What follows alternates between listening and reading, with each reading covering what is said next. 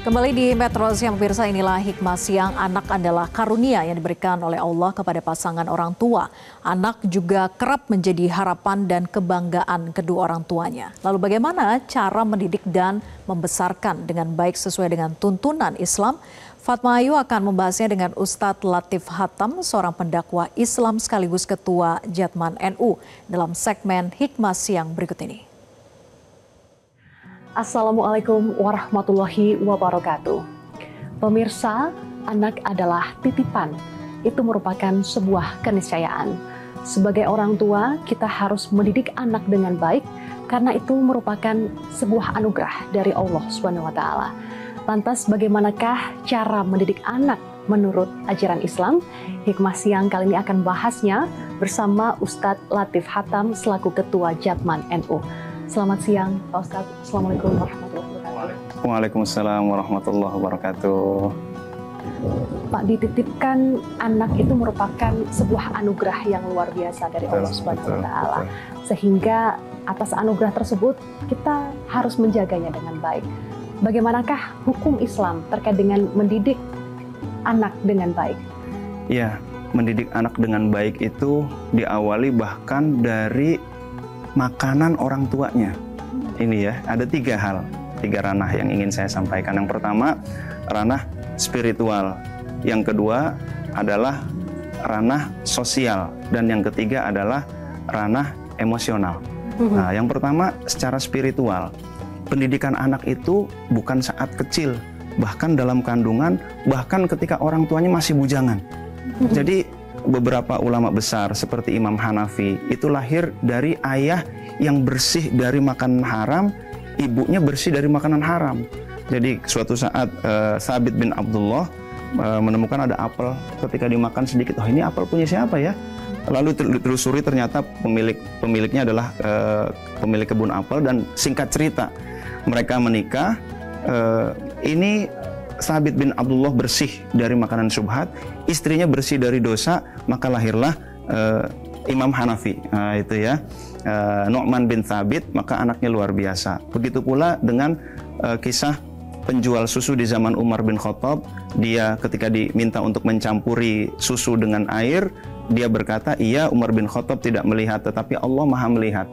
Dari situ lahirlah anak bernama Fatimah. Lalu Fatimah menikah dengan Abdul Aziz bin Marwan, lahir anak namanya, dari situ pernikahan lahir namanya Laila.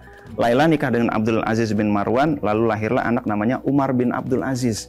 Jadi sebenarnya untuk membangun generasi diawali dari makanan yang bersih. Bersih, ini yang pertama secara spiritual. Yang kedua secara spiritual, yang kedua adalah jangan lupa doa.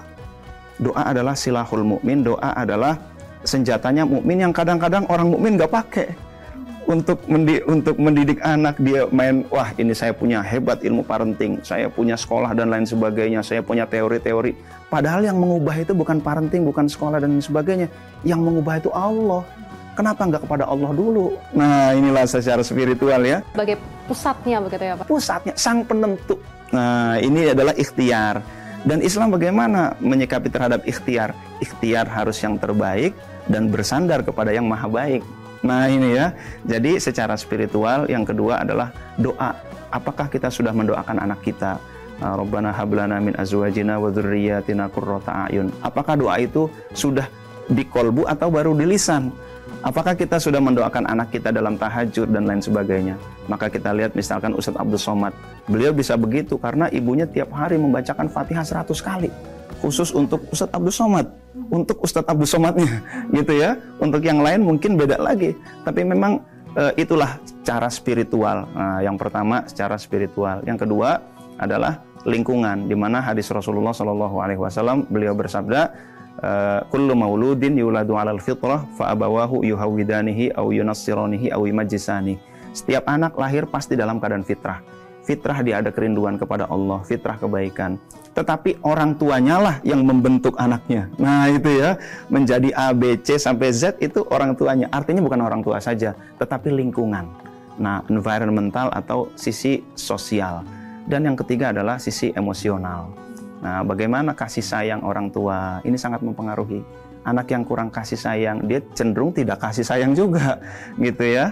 Orang tua yang disiplin, tetapi penuh kasih sayang, penuh keteladanan. Antara lain itulah, antara keseimbangan antara spiritual, sosial dengan emosional. Nah, yang kadang lupakan justru spiritualnya itu. Seperti itu antara mendidik anak. Karena karakter dari seorang manusia itu dipupuk sejak dini begitu, bahkan nutrisi yang ia makan, yang anak makan, lalu bagaimana cara orang tua berperilaku kepada anaknya akan dibawa sampai dewasa. Kalau zaman sekarang itu namanya bisa trauma, Pak. Trauma masa kecil bisa dibawa ke sampai saat dewasa begitu. Jadi itu sangat matters atau sangat penting untuk kita lakukan sebaik-baiknya agar anak itu bisa menjadi generasi yang baik, bukan hanya untuk sebagai manusia begitu, Pak, tapi sebagai dirinya sendiri, agar dia bisa menjaga dirinya sendiri. Bagaimana cara Islam mengajarkan itu semua, terutama yang dicontohkan oleh Nabi Muhammad SAW. Beliau berkata, "Adzabani Rabbi fa ahsana ta'dibi." Allah lah yang mendidik aku, Allah memperbaiki pendidikannya kepadaku. Kita lihat Rasulullah Shallallahu Alaihi Wasallam dari kecil sudah tidak punya ayah, lahir ayahnya tidak ada. Tak lama kemudian ibunya wafat, lalu dididik oleh kakeknya, dididik oleh pamannya. Secara lahiriah tidak ada bapak ibunya di situ, tetapi fungsi ayah itu diwakili oleh kakeknya. Beliau adalah seorang leader Quraisy. Abdul Muttalib itu sangat disegani. Lalu dibina oleh seorang leader, lalu pindah pembinaan kepada seorang entrepreneur yang bernama Abu Thalib. Maka sesungguhnya fungsi orang tua itu terwakili oleh kakek, terwakili oleh pamannya, sehingga beliau dididik menjadi seorang leader, menjadi seorang entrepreneur. Jadi seperti itu. Tetapi hakikatnya Rasul sendiri yang dari awal tadi beliau berkata, "Adzabani Rabbi", hakikatnya yang membina aku adalah Allah, yang mendidik aku adalah Allah. Fa ahsana ta'dibi, Allah lah sebaik-baik pendidikan. Karena ini lagi-lagi penentunya adalah Allah. Bahwa parenting penting, bahwa segalanya ikhtiar kita penting, tetapi yang paling penting adalah bagaimana kita meminta kepada Allah, memohon kepada Allah sang penentu. Apa yang perlu dilakukan oleh orang tua begitu, Pak, ketika mempunyai atau sebelum mempunyai anak, dia harus mempersiapkan kandungan sebaik mungkin. Lalu saat hamil juga nutrisinya harus dijaga, dirinya juga harus dijaga. Lalu juga saat melahirkan, semua kan sudah tertulis dalam Al-Quran begitu ya Pak, yang harus step by step yang harus dilakukan oleh manusia begitu atau sebagai orang tua. Apa yang perlu diperhatikan dari anak kecil hingga menjadi dewasa begitu Pak? Iya, yang pertama tadi makanan yang halal dulu ya. Jangan sampai memberikan asupan baik asupan yang buruk secara fisik maupun asupan yang buruk secara spiritual. Tadi ya, asupan fisik, gizi dan lain sebagainya itu penting. Maka asupan harus bagus sejak dalam kandungan bahkan sebelumnya. Yang pertama asupan.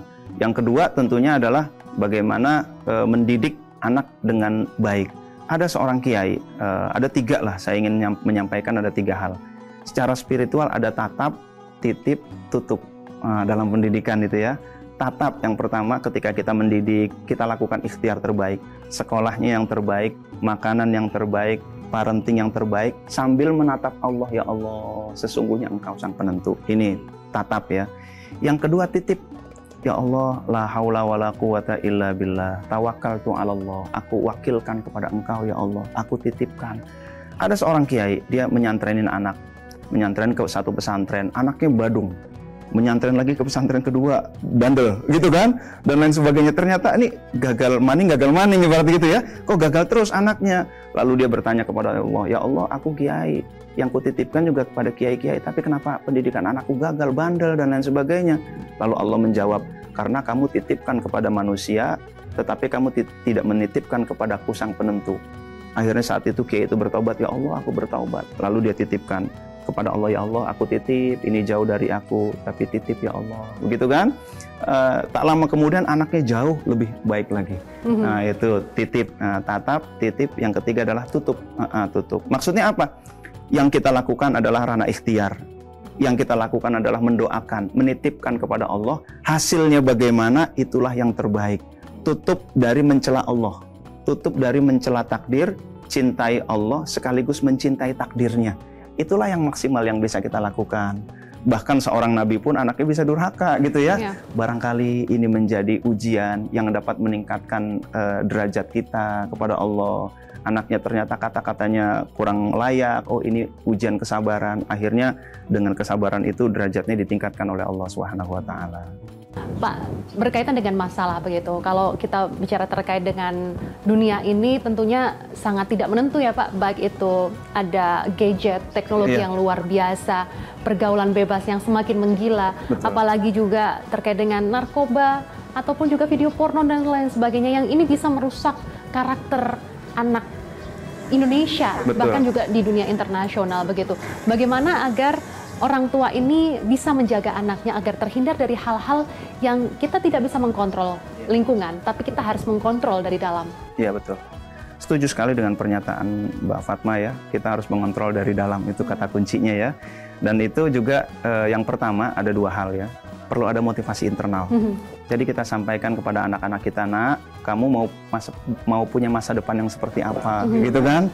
Saya ingin memiliki masa depan cerah. Pengennya jadi apa? Pengennya jadi katakanlah pengusaha besar. Oke, pengusaha besar apakah bisa ditempuh dengan menghabiskan waktu bergadget-gadget, scroll-scroll begitu? Tidak. Pengusaha besar ini harus belajar, harus mempraktekkan ilmunya, harus berdisiplin dan lain sebagainya. Ini yang pertama. Jadi kamu mau jadi apa, gapailah cita-citamu, kamu akan menjadi orang yang sangat bermanfaat, sehingga dia, iya, kalau begitu saya harus waspada. Main handphone oke, tetapi saya punya cita-cita besar. Nah itu motivasi internal tadi ya. Yang kedua adalah wajar namanya manusia itu sering terdistorsi. Setan mengganggu terus sehingga lupa dengan misinya gitu ya. Maka yang kita lakukan adalah pembatasan. Pembatasan baik waktunya maupun kontennya. Nah itu ya. Pergaulan juga ini sangat penting karena lingkungan tadi. Satu orang sehat bergaul dengan 10 orang kena sakit mata, dia akan kena sakit mata gitu. Maka tadi penting mencari pergaulan yang suportif, lingkungan yang suportif.